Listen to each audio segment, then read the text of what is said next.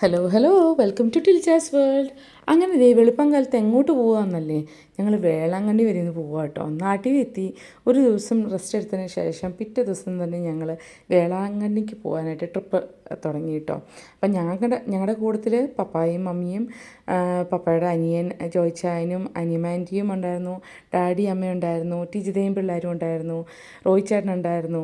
അങ്ങനെ വെളുപ്പാങ്കാലത്ത് 4 മണിക്ക് എഴുന്നേറ്റ് പോകുക പറയുന്നത് വളരെ റെയറായിട്ടുള്ള കാര്യമാണ്. അതുകൊണ്ട് തന്നെ നല്ലൊരു ഒന്നാന്തരം സൺറൈസാണ് ഞങ്ങൾക്ക് കാണാൻ പറ്റിയത്. ഈ ബ്യൂട്ടിഫുൾ ആയിട്ടുള്ളൊരു കാഴ്ച പറഞ്ഞറിയിക്കാൻ വയ്യ കേട്ടോ.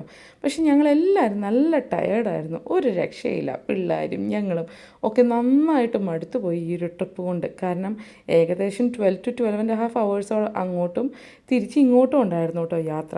ഈ ഒരു വണ്ടിയാണ് ഞങ്ങൾ റെൻറ്റിനെടുത്ത് ഞങ്ങൾ പോയത്. ഇത്രയും പേരില്ലേ, അപ്പോൾ ഞങ്ങൾ വലിയൊരു വണ്ടി തന്നെയാണ് എടുത്തത്. ഇത് ഞങ്ങൾ ബ്രേക്ക്ഫാസ്റ്റിന് നിർത്തിയ രംഗമാണ് കേട്ടോ.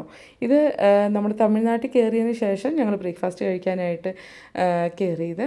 അപ്പോൾ ഇവിടുത്തെ സ്പെഷ്യാലിറ്റി ആയ നല്ല അടിപൊളി നെയ്റോസ്റ്റും പിന്നെന്താ, ഞാൻ ഇഡ്ഡലിയാണ് എടുത്തത്. മിക്കവരും ഗീ റോസ്റ്റാക്കിയാണ് എടുത്തത്. നല്ലതായിരുന്നു. അതിനുശേഷം ഈ പിള്ളേരൊക്കെ അവിടെ ഒരു ചെറിയ പാർക്കുണ്ടായിരുന്നു, അപ്പോൾ അവിടെ പോയി കുറച്ച് നേരം കളിക്കുകയൊക്കെ ചെയ്തു. ഇച്ചിരി നേരം ഒന്ന് റെസ്റ്റ് എടുത്തു. അതിനുശേഷം ഞങ്ങൾ വണ്ടിയിൽ വീണ്ടും യാത്ര തുടങ്ങിയപ്പോൾ ഞങ്ങളുടെ കലാപരിപാടിയുടെ ടൈമായിരുന്നു. പിള്ളേരെല്ലാവരും ഓരോരുത്തർ പാട്ടൊക്കെ പാടി. അതിനുശേഷം ജോയ്ച്ചൈൻ പാടി. അത് കഴിഞ്ഞ് ബാക്കിയുള്ളവർ മുതിർന്നവരൊക്കെ പാടി കേട്ടോ. അപ്പോൾ രസമായിരുന്നു, അടിപൊളിയായിരുന്നു, ഒരു ജോലി ട്രിപ്പായിരുന്നു.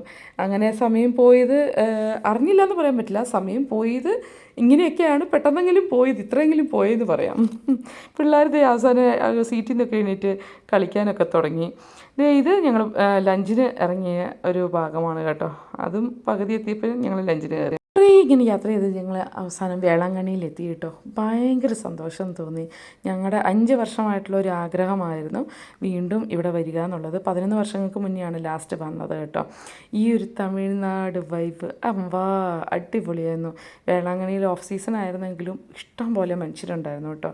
ഭയങ്കര ഒരു ഭക്തി സാന്ദ്രമായ ഒരു ഫീലിംഗ് ആയിരുന്നു. ഞങ്ങളെല്ലാവരും അങ്ങോട്ടും ഇങ്ങോട്ടും പണ്ട് എന്നാണ്, ഞങ്ങൾ കുഞ്ഞായിരുന്നു അപ്പോൾ ലാസ്റ്റ് എപ്പോഴാണ് വേളാങ്കണ്ണി വന്നതെന്നുള്ള വിശേഷങ്ങളൊക്കെ പറഞ്ഞ് നടക്കുമായിരുന്നു. ഇവിടെ ഉണ്ടായിരുന്ന പല പല പള്ളികളിലെല്ലാം കയറി പ്രാർത്ഥിച്ചു. എനിക്കും ജെൻസിനും നേർച്ചയുണ്ടായിരുന്നു. മെയിനായിട്ടും ജെൻസിനും ആനിമാൻറ്റിക്കായിരുന്നു. അവർ മുട്ടയും നീന്നതാണിത്. ജെൻസ് നേർന്നതാണ് ലാസ്റ്റ് 11 വർഷങ്ങൾക്ക് മുന്നേ. അതിൻ്റെ കൂട്ടത്തിൽ സാറാമ്മവും കൂടി. സാറാമ്മു ഇച്ചിരി ഉടായ്പായിരുന്നു, എന്നാലും അവൾ കൂടി. ഈ ദിവസം നല്ല ആത്മാർത്ഥതയോടെ തന്നെ മുട്ടയും നീന്തി. എല്ലാവരുടെയും മുട്ട് പൊട്ടിയിരുന്നു ഒരു പരിധി വരെ കേട്ടോ. അനിയമാൻറ്റിയുടെയും ജെൻസിൻ്റെയും അവസാനം അവരിവിടെ വന്ന് നിൽക്കുന്നതാണ്. മുട്ടയും നീന്തിയത് ഏകദേശം 1.5 മണിക്കൂറോളം എടുത്തു. ഞങ്ങൾ സൈഡിൽ പ്രാർത്ഥിച്ചുകൊണ്ട് നടന്നു. 11 വർഷങ്ങൾക്ക് മുന്നേ ഞാൻ മുട്ടയും നീന്തിയതാണ് കേട്ടോ. പിന്നെ എന്താ, ഇവിടുത്തെ പള്ളികളിലെല്ലാം കയറി ഭയങ്കര നല്ലൊരു ഫീലിംഗ് ആയിരുന്നു. മനസ്സിന് ഭയങ്കര സന്തോഷം, സമാധാനവും.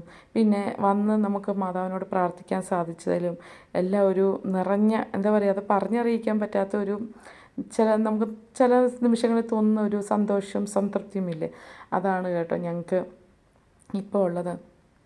അത് ഞങ്ങളുടെ കൂട്ടത്തിൽ ഇത്രയും പേര് കൂടിയും ചേർന്നപ്പം അതിന് ഇരട്ടിയല്ല അതിലും കൂടുതലും അതിനായി. ഇതവിടുത്തെ മെയിൻ പള്ളിയാണ്. എന്ത് വലിയ പള്ളിയാണെന്നറിയോ, എത്ര പേർക്ക് ഇരിക്കാനുള്ള സ്ഥലമൊക്കെ ആയിട്ട്.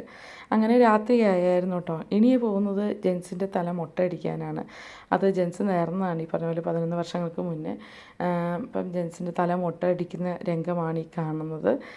എനിക്ക് ആദ്യം ഇച്ചിരി വിഷമമൊക്കെ ഉണ്ടായിരുന്നു, എന്താകും ജെൻസിൻ്റെ ലുക്ക് എന്നൊക്കെയുള്ള രീതിയിൽ. പക്ഷേ ഭയങ്കര, പിന്നെ ഒന്ന് നമ്മൾ മാതാവിന് വേണ്ടി സമർപ്പിച്ച് അടിച്ചതാണ്. രണ്ടാമത് ലുക്ക് വന്നപ്പോൾ അത്ര മോശമൊന്നുമല്ല കേട്ടോ. എൻ്റെ കെട്ടിയതിന് നല്ല മുട്ടത്തല ചേരുന്നുണ്ടായിരുന്നു, ഒരു ചെറിയ ഗുണ്ട സ്റ്റൈൽ. ഇതിന് ശേഷം വൈകിട്ട് ഞങ്ങൾ ഇവിടുത്തെ ആക്രി കൂക്രി കിടകളിലൊക്കെ കയറി ചുമ്മാ തേരാപ്പാര നടന്നു. സാറാമൂന് ഇതിൻ്റെ അകത്ത് കയറണമെന്ന് പറഞ്ഞ് വാശി പറഞ്ഞപ്പം എന്നാൽ പോട്ടെ കയറട്ടെ എന്ന് വിചാരിച്ച് അങ്ങനെ കയറ്റി. ഇവിടുത്തെ അങ്ങനെ നല്ല കുറച്ച് കാഴ്ചകളൊക്കെ ആയിരുന്നു കേട്ടോ. അപ്പോൾ ഇനി അടുത്ത വ്ളോഗിൽ കാണാം. അതുവരെ എൻ്റെ ചാനൽ സബ്സ്ക്രൈബ് ചെയ്യാത്തവർ സബ്സ്ക്രൈബ് ചെയ്യാൻ മറക്കണ്ട കേട്ടോ. Thank you.